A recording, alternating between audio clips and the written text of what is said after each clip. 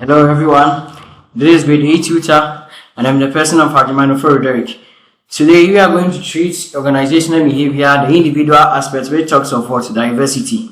So with this, we are going to talk of the learning objective. That is, after completing this, we should get to know the value, differences and of diversity and also the concept of diversity and explain some organizational application of what? Individual differences. So with this, we are going to know that individual, as I said earlier in a previous video, is a central feature of an organization. So you have to understand that individuals are not the same. We are not the same. We are made up of different, it's although that we are individual, but we are made up of different values, beliefs, and systems. You get it? So this term individual differentiation therefore refers to the fact that people vary in many ways.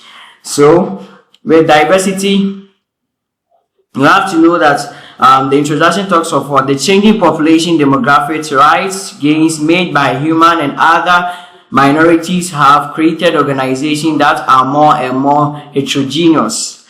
That's what we are getting it. So you all know that it is increasing in a multinational and multicultural context. So with diversity, you can get to know that organizations that operate the multinational operation, it talks of getting to operate in different countries, in different environment, has to make sure that they understand diversity, of which it will help them understand how people in that environment behave, their differences, in order to recognize their differences and also their similarities, and also make sure that they adjust to that.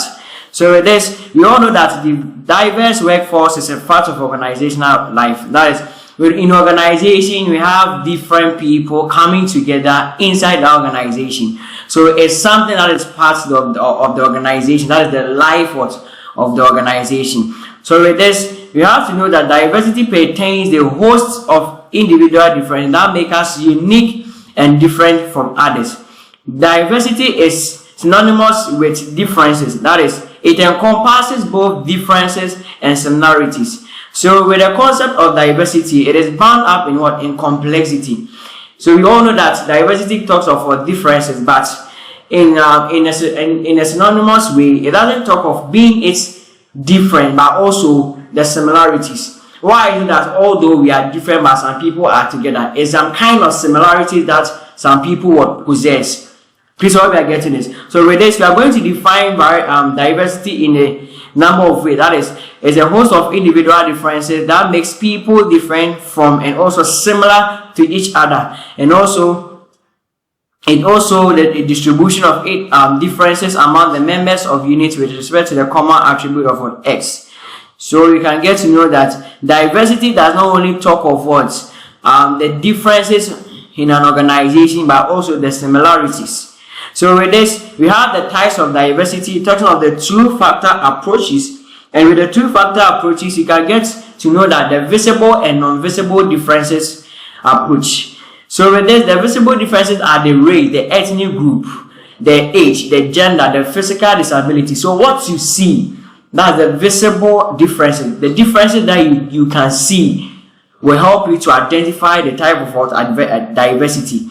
And talking of non-visible differences talks of what? Education, the skills, the ability, the attitudes, and also the values. You can never see values in everyone. Hope you are getting. Those are the non-visible differences. You can see that someone values is different from this person. The attributes of this person is similar to this person or different to this person. They are the non-visible what? Differences. That's the two-factor approach. So that's the first one that we've discussed. The second one talks of what? The surface level diversity and the deep level what? Diversity. So with the surface level diversity, it is differences over demographic characteristics, also described as what? Visible dimension. So it is related to the already one that we discussed as the visible factor what? Different, or the visible differences. So the surface level is what you see. What you see beneath what? Or what you see on the surface. Like what? The marital status, the sex, the race, the age, the physical disabilities, and religion. The things you see in order to make sure that this person or this individual is different from the other person. And under the surface, and also with the surface level diversity, you also have the deep level what? Diversity. And with the deep level diversity include the psychological characteristics, which include the personalities, the values, the attitude, the education, the functional knowledge, the expertise, training, the experience, abilities, and ideological beliefs. So all these consist of what? The deep level, what you don't see, the things you don't see, the things that are the deep level of what? Defining that someone is different or similar to what? The other. So with this, we move on to what is workforce diversity. You all know that the workforce, they are the employees in an organization. You all know that diversity talks of what? Differences and similarities. So the workforce diversity is a collective mixture of employees, differences and similarities. Every employee comes as what? As an individual, but as they are coordinated together to mix with differences and similarity, that comes out with what? The workforce of what? Diversity, or the workforce diversity. So for the workforce diversity is about how people perceive themselves and others, which in turn affects interaction. Please, I hope you are getting it. Good. So with this, we can get to know that with the getting to know that this is because more diverse groups have the potential to consider a greater range of perspective to generate more high quality solution than less diverse groups, which is based on a central view of diversity as the value in diversity. On the other hand, diversity is also the cause of misunderstandings, suspicion, and conflict at the workplace that can result in what? Absenteeism, and also what? Poor quality, low morale, higher the level of dissatisfaction, turnover, and loss of what? Competitiveness. So aside diversity being helping to coordinate something, it also has what? A side effect, or it can also lead towards misunderstanding and suspicion, and also conflict in the workplace. So when we say diversity, or the advantages and disadvantages of diversity pushed in an organization situation, talking of what? A double-edged sword. The double-edged sword means that the side, or each side casts strongly. Please, we are getting it good. So with diversity as a double-edged sword, it means that its advantages is very strong, and when it comes to its disadvantages too, it also has a strong what? Impact. So with this, we move on to the key issues or the diversity theories. There are a number of theories, but we are just going to focus on some of them. That is the picture of similarity-attraction theory. So this theory suggests the differences or similarities between group members would form the basis for interpersonal attraction and categorization of what? Members. So with this, we move on to the similarity-attraction theory, as I explained earlier, which talks of what? It assumes that similarity based on attributes such as attitudes, values, and beliefs will attract interpersonal attraction and liking. The reason why people get to live together or come together, although they are different, means that there are some characteristics or there are some attributes that these people they possess. You can be a Fanti, you can be an Asante, or you can be whatever ethnic group or whatever race that you find yourself in. But there will be some kind of similarities that you people will possess, of which it will bring you all together. Please, I hope you are getting it good. So, for example, as I said earlier, they have a theory that says that birds of a feather flock together. Birds of a feather flock together. So, with the birds of a feather flock together, you can get to know that since they are birds of a feather, they are having that kind of similarity, irrespective of the kind of bird that you are. There's a kind of what? Attraction. That's the similarity-attraction theory. So we are getting it. And they are also saying that individuals are more attracted to those who believe or hold similar attitudes themselves, and are likely to rate them as more intelligent and knowledgeable. So you getting attracted to some people doesn't only doesn't only based in what the differences, but also what the similarity that you people are going to possess. Please, hope you are getting it good. So with this, move on to understanding organization application of diversity or the individual differences. So with the individual differences, what causes the diversity? Most of them is what the demographic characteristics and also the biological characteristics. So with the biological characteristics, of which it will come up with the discrimination, because with the biological characteristics, it brings out discrimination, and discrimination is just the noting of differences between things. Sometimes it can be very, very, very bad when you try to discriminate someone from the other, or trying to come out with discrimination in organization is very, very, very bad. So we have the biological characteristics of which it will lead to discrimination, and those biological characteristics and also other characteristics can be, for example, age distribution of what? Employees, where in some cases employers express mixed feelings about old workers even though they bring to their job such experience, strong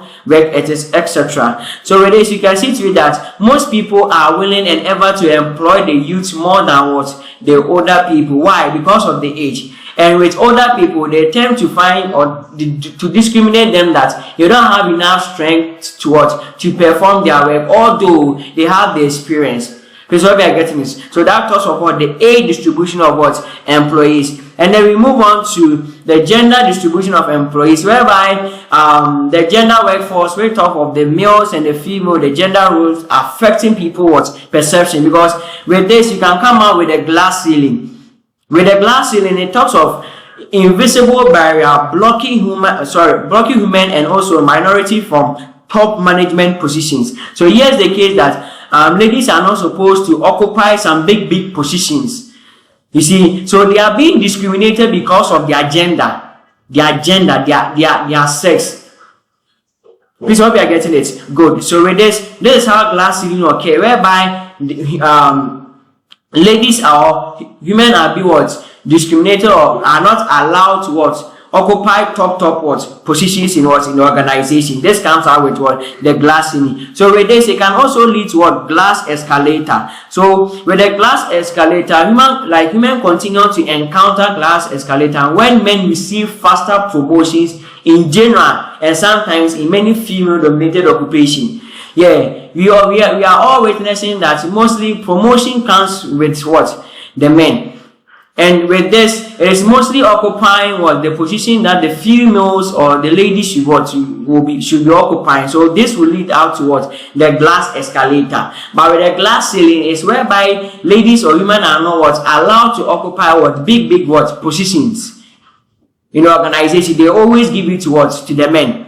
Please hope we are getting it. Good. So with this, we move on to another factor which talks of what? The number of what? People having what? Disabilities. So you can get to see to it that there are some kind of people that's having disabilities of which they will be kind of discriminated, because when you get to an organization or when you get to any institution organization where you find out disabled people in the organization, there's a kind of discrimination. So here's the case that you came up with a building and then you build a building with only steps. What are you trying to say? The moment any disabled person comes around and then he or she sees the steps only, there's a kind of discrimination. But here's the case that you made up steps in that building and also a smooth way or a flat way that the disabled people can pass around. There's no kind of discrimination. Please hope you are getting it. Good. So there's a number of people having what? Disabilities, and with that too, they use that to what? To discriminate. Please hope you are getting it. Good. So with this, we move on to, as I said earlier, with the passage of Disability Act, it is believed that it is the representation of individuals in organization is likely to increase, because the moment you come up with those disability are trying to discriminate this person from this person, there will be a situation whereby their presentation to the organization will increase, like they will not be able to come around. But here's the case that you'll be able to accommodate those disabilities and making sure that the job doesn't qualify for only able people, but the disabilities people will be able to be part. This will come up whereby the disabled people will be able to represent the organization, or to come out in what? To represent the organization in many ways, of which they are going to increase. So with this, we move on to the ethnicity.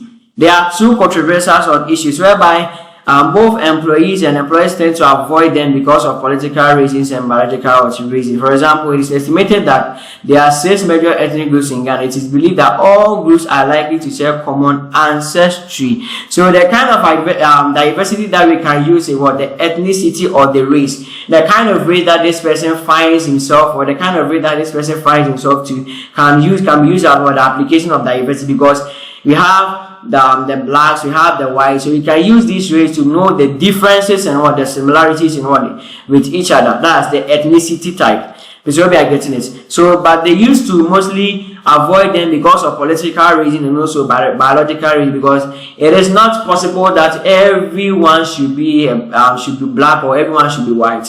Because we are getting it. Good. It is something kind of what's natural. So it is.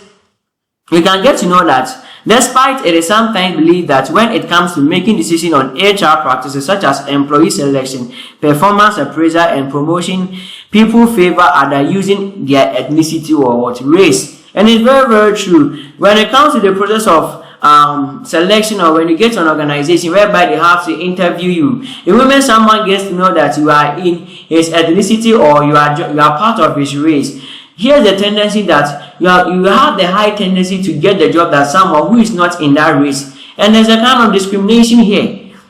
So with diversity, we have the good aspect is very important, but also the bad aspect is what's strong. That's why we said that it's like a double-edged sword. It has a strong impact, and also it has what a strong impact, which is what's negative. Please hope you are getting it. Good. So with this, we move on to ability. We all know that an individual's current capability to perform various tasks in a job. It is argued that that contrary to what we have been taught in primary school, we are all not created equal in our abilities. And it's true, although we are not all that created equal in our ability, but most people are left to the right or left of the minimally distributed ability curve. So with this, you can get to see that we have the two forces of ability. That is the intellectual and the physical. So the intellectual abilities are needed to perform mental activities. That is why society place high value on them. Because here's the case that when you are intelligent, you are most respected in the society or in the organization. And this mostly comes out with some kind of discrimination, whereby if you are all not created the same, and then your intelligence is higher than someone, and they're saying they are not giving everyone the equal respect, and then they placing their respect on those having the intellectual abilities, it will be some kind of discrimination. So diversity having a strong impact, is also having a negative strong impact. Because we are getting it. So although the changing nature of work suggests that intellectual abilities are increasing and normally important for many jobs, physical abilities have been and will remain valuable. So we have the intellectual side and also the physical side. So this means that everyone has strength and weakness that make him or her relative or superior to others in performing certain tasks or activities. From organizational behavior point of view, the importance is related to using the knowledge that people differ to increase the likelihood that the employee will perform his or his job assigned well. So with the organizational point of view, with that kind of diversity, it's trying to talk that we place more importance on those who have the knowledge to do what they have been assigned to them. Please hope you are getting it. Good. So with this, you'll be able to understand that, and then we move on to other ways by which discrimination occurs include discriminatory policies. That is, actions that are taken by representatives of the organization that deny equal opportunity to perform. So aside all that we've mentioned that can cause discrimination, there are other discrimination ways of which discrimination could occur. That is, there are some policies. There are some organizations that will set some policy that will discriminate this person from the other person. Because we are getting it good. And we have the intimidation. So with the intimidation, it talks of the overt threat or bullying directed at members of specific groups of employees. So there are some people, they are being intimidated. They are being intimidated. They are being bullied in an organization. And move to the incivility. So the incivility talks about the disrespectful treatment, such as behaving in an aggressive manner, interrupting or ignoring one's opinion. So with this, when we're in an organization and then someone comes with an opinion or maybe with an idea and you are trying to ignore that opinion, there will be some kind of the disrespectful treatment. And then when you are talking to someone in an aggressive manner, there's a kind of discrimination whereby when you get to this person, you talk to this person smoothly and that. But when you get to this person in organization, you are trying to act aggressively to that person. So there's a kind of discrimination of which is going to okay. So with this, we move on to understanding that some of these issues have been brought to forces issues relating to affirmative action. So when you talk of affirmative action, they are the actions that are being taken by the organization or by an individual to ensure equality in the organization. So those actions that are being taken by the organization or by any person in the organization to ensure that everyone has an equal opportunity to do whatever thing that he or she wants to do is that kind of what's called the affirmative action. So with this sometimes involve directive that bans workplace discrimination, as I said earlier. There are those actions that are taken to ban those discrimination ways of which people use to discriminate others in the organization. So with this, you can get to know that with diversity, how do we manage diversity? Although we have the strong impact and also the negative strong impact, how do we manage them? How do we balance diversity? So diversity management is the management that makes everyone more aware and sensitive to the needs and differences of others. So it involves creating organizational changes that enable all people to perform up to their maximum potential. So when you get to know the differences, when you get to know and when you are aware of the differences of individuals, the organization will be able to make sure that there should be a kind of change at this place, there should be a kind of change at this point, so that everyone in the organization, although different or having differences and similarities, will be able to do whatever thing that they want to do at their maximum potential, of which it will increase efficiency in the organization. Please, what we are getting is, so this includes, some of the strategies include one, improve employee attitude. The need for you to improve how people feel about themselves and other people.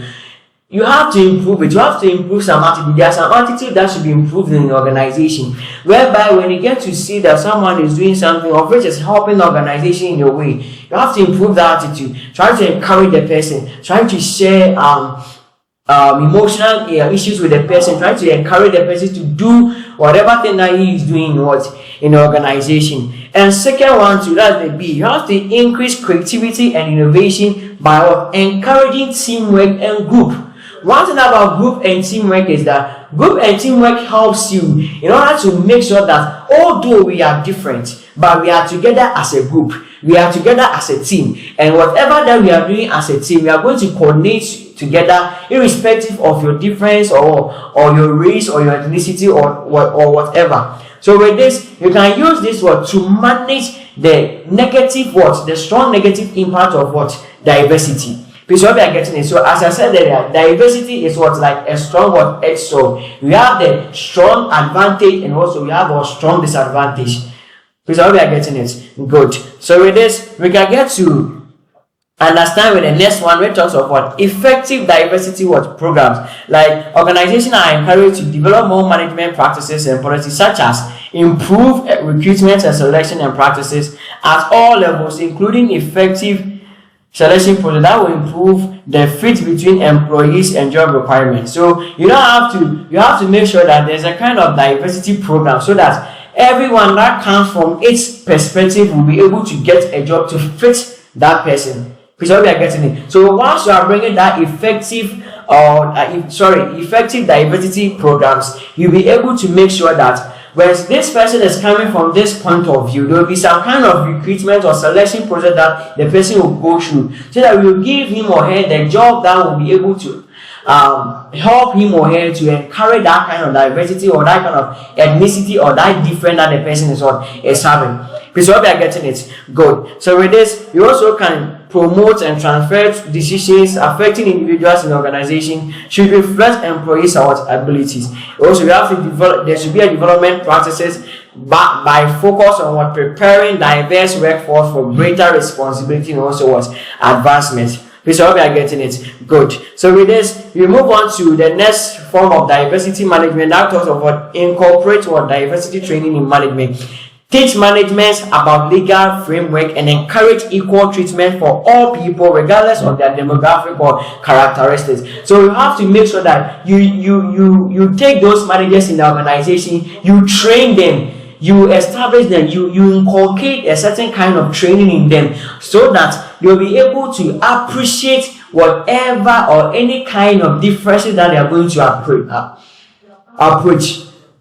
Please hope you are getting it. Good. So with this, we move on to the next one that talks of what? Dealing with employment issues such as work-life balance and flexible work schedules. Often when people are able to minimize conflict between their work and non-work and use technology to perform jobs away from the traditional physical workplace, compressed or weak, etc. One of these areas where diversity efforts are seen during what? Recruitment and what? Selection. These are one of the areas that diversity efforts has to be seen, because during recruitment and selection, people tend to be like, since you are part of my ethnicity, I will employ you over this person who's not part of what? My ethnicity. That is why it's very, very important for you to make sure that you inculcate managers. Hope you are getting it. You inculcate managers so that as you inculcate managers through training, they will be able to what? To adapt to every different that are going to what? Approach.